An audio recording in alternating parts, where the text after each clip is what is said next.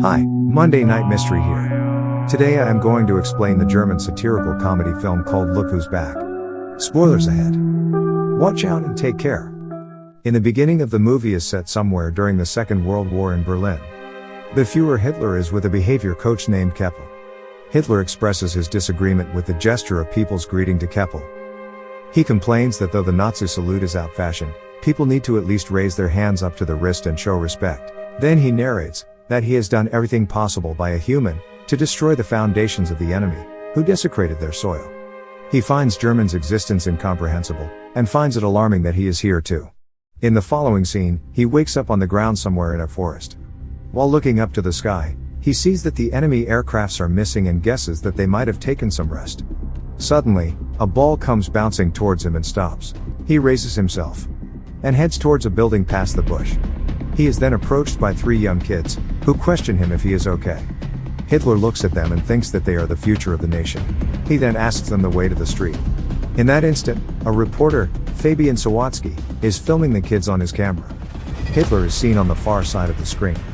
He picks up his army cap and says to himself that he should go to the Führer bunker.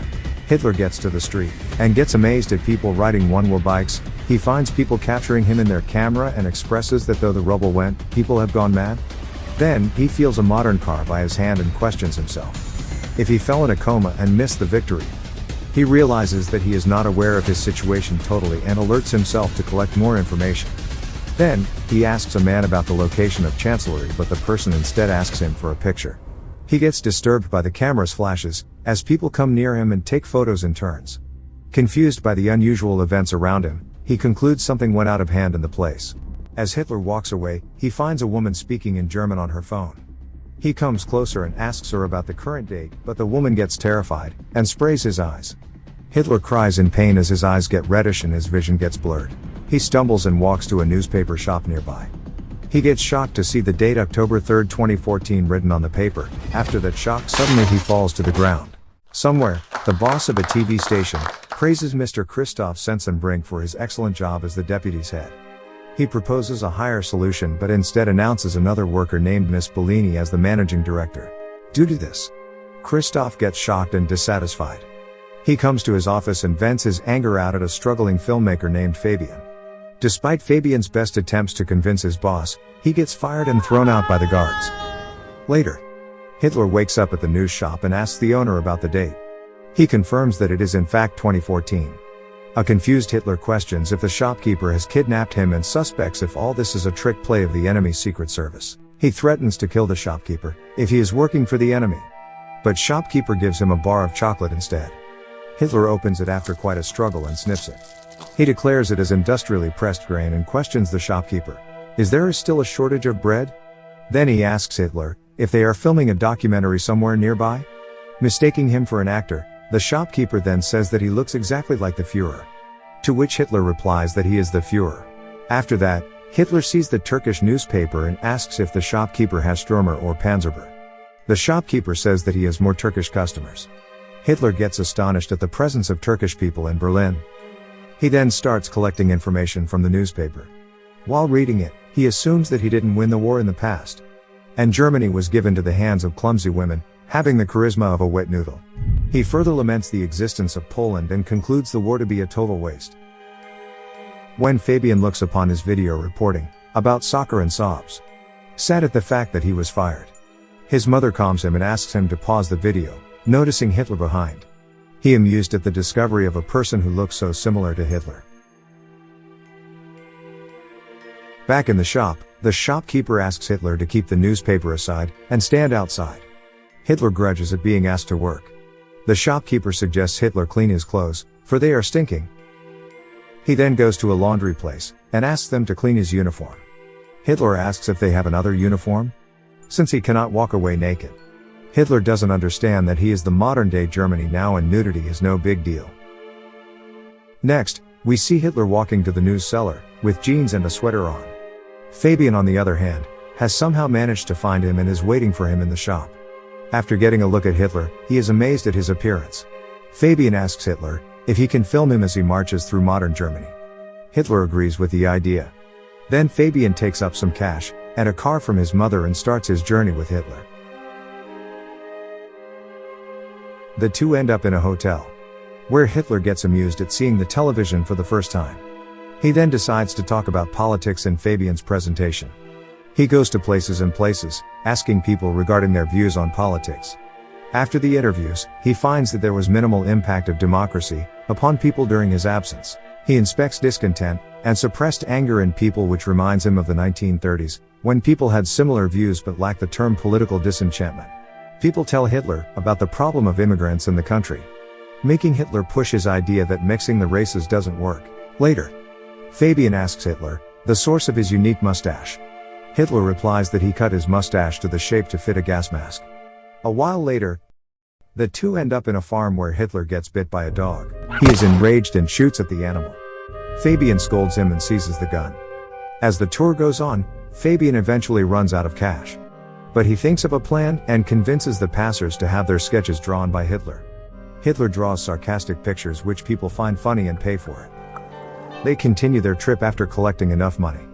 Back in town, Fabian shows a clip of Hitler to Christoph.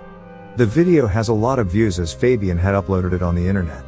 Christoph is impressed by the large number of views in the video. He asks Fabian for Hitler's name and contact number. After meeting him, Christoph suspects Hitler to be a lunatic and asks Fabian to take him away from the office. Before leaving, Hitler enters the director's office and asks her to save Germany together with him. Interested at the idea, Bellini asks him about the plan. She quickly asks her assistant to prepare a proper TV format for broadcasting the Führer on listening to Hitler's idea. Fabian then threatens Christoph to give him his job back, or else he will take Hitler away. On hearing this, Christoph makes him a kitchen boy, promising to promote him when a new editorial post opens up. Sometime later, Hitler is given a table in the TV studio. Christoph calls for Kromier to help Hitler with computer use. Hitler recalls the computers of his days and labels the invention to be one of the greatest. When Kromier tries to sign up Hitler to mail, but informs him that his name is already taken, Hitler grunts for others stealing his name, and tells her to use New Reich's chancellery as he liked it. Christoph plans to put Hitler on a live comedy show called Whoa Dude. He is still salty because Bellini got a promotion instead of him and intends to create trouble for her. He intends to bring racism to the debate, through sarcastic jokes on Jews, and throw out Hitler. The show starts, and the host calls for Hitler on the stage. The audience gossips about Hitler's appearance, but when Hitler gazes at the audience, the hall gets completely silent. Hitler soon breaks the silence but does not read out the lines as scripted. He explains that he is to tell a joke about immigrants, but he is not going to do so. He says that a TV is a great invention of the human, but the shows broadcasted are nonsense. Then he sheds light on problems, like poverty and unemployment, and forecasts that the people of the country are heading towards the abyss without noticing it. Hitler vows to fight against the TV, not only up to the broadcast of the abyss, but also until he succeeds in overcoming them. Everyone likes the idea and claps for him. Seeing Hitler's popularity, the host Witzigmann gets envious. Bellini asks Christoph to broadcast Hitler in every show. Christoph is distressed because of the failure of his plan. In the following scene, we see Hitler give interviews on numerous TV shows, and share that his motive is to make Germany great again. His popularity grows immensely, and he meets several people and party leaders. He starts charming them all by sharing his ideas. One day, Hitler and Fabian visit NPD headquarters in Berlin. He calls for Ulf Bern, the federal chairman of NPD, and asks him what his cause has achieved so far. Hitler belittles him, and says that they have wasted enough time, and the movement is taken aback by decades due to their words. Christoph gets excited and happy when the cops and district attorney appear at the TV studio. They explain that they are here for a complaint of charging violation of hate laws. Bellini asks what they are to do then. Quickly, Christoph pops that they might need to cancel the Führer show. The DA says that they can keep the broadcasting on. Bellini takes a sigh of relief while Christoph fakes his smile. After the DA leaves, Kromier hands over a letter to Christoph, stating the payment of the dog which Hitler had shot earlier in his trip. Christoph receives the letter happily, believing it might be a way to cause trouble. Next, Hitler is put to a TV program, where he is asked direct questions about his different roles in the war. Hitler responds that he wants to reach out to people, but the interviewer tells him that all his deeds cannot be justified. He shows him the clip of him shooting the dog. The video disturbs the audience. Hitler is angered and threatens him that he would do the same to him. He further says that he will turn their studio into a parking lot for tanks. Christoph gets happier seeing people's negative responses. After the disastrous interview, Bellini is fired, and Christoph is appointed as the new manager. After that, Hitler goes to Fabian's house and starts living with him. He expresses amusement at the path taken by destiny and starts to write his second book. The book soon hits the market. 3 months later, at the TV studio, everyone sits in a meeting where the massive loss that the company has gone through is discussed. Christoph believes that Witzigmann's show will put them back on track. But one employee informs him that he has quit his job. Christoph gets tensed and gets mad at the selected employees for losing the show.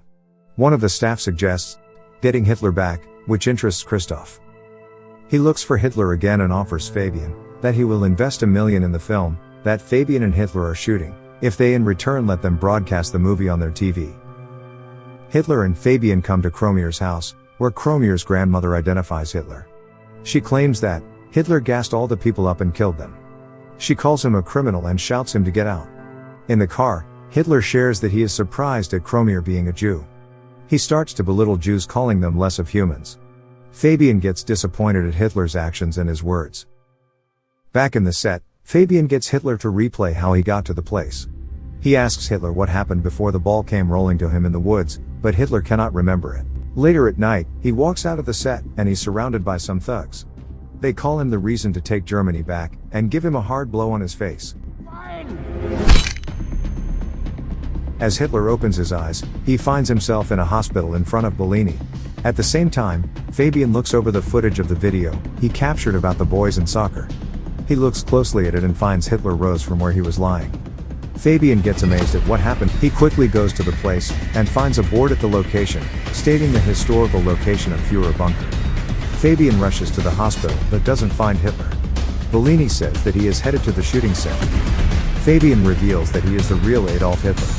But Bellini does not believe him. Fabian acts mad and tries to explain his theory hysterically. The guards try to catch him, but he flees.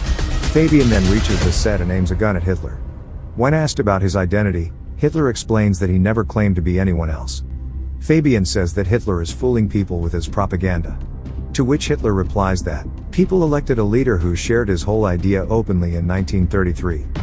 Fabian takes Hitler to the top of a building with his gun. He corners Hitler and declares him to be a monster. Hitler in turn claps back, saying that ordinary people elected an extraordinary man, and entrusted the fate of the country to him. He explains that people chose him because they bear the same values in their inner hearts. An enraged Fabian shoots Hitler, making him fall down the building, onto the street. Soon Fabian hears Hitler's voice, who says that no German can get rid of him. And Hitler, who was just thrown down, appears right behind it again. Just then, Bellini calls for a cut in the studio, and everyone cheers for the shoot. Turns out that it was just a film shoot, and a random actor was playing the role of Fabian. Hitler then asks everyone to remember the comrades who could not be with him. Somewhere else, Cromier is sobbing seeing Fabian through a hole in the metal ward. Hitler and Bellini are busy giving autographs and interviews to people after the film booms. As they pass by a car, the people on the street seem fond of Hitler and greet him with respect. This is the story of Adolf Hitler who wakes up in the 21st century. If you like this video, please subscribe for more videos like this. Turn on the notification. And leave a like to help the channel's algorithm. And wait for the next Monday Night Mystery. And thank you.